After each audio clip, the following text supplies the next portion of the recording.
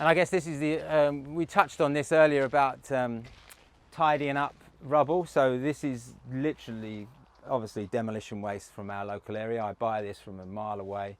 But if we put that in a pile along there, it would look pretty poor. If you just package it in a gabion, which is a pretty relatively low energy, there's not a lot of steel involved in these cages.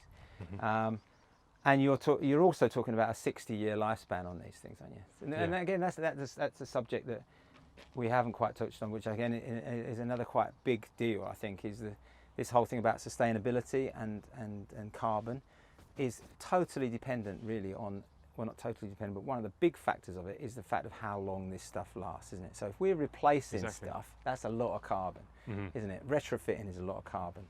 We've got to make sure that what we do at the start is something that's actually going to last.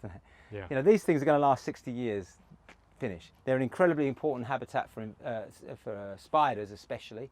Great place for things to warm up on, and quite a nice piece of infrastructure to give you an edge to something, you know, way better than a standard fence. And if people are doing things like this at home, you can use such a range of materials. You know, I've seen some with old broken plant pots filled up and stacked up, tiles, all sorts of things. And again, that creates a very different habitat within this. Of course. So, you know, you can get such a range of things even within this, and a bit of artwork. We use sheep's wool on our cycle shelters. We put small gabions up full of sheep's wool, and then the birds use that to nest, pull out to nest with.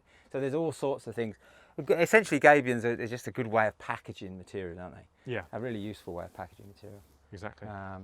So yeah, I'm really hoping, we haven't got any common lizards here. I'm really hoping one day I'm going to see a common lizard on top of this thing. I always think of it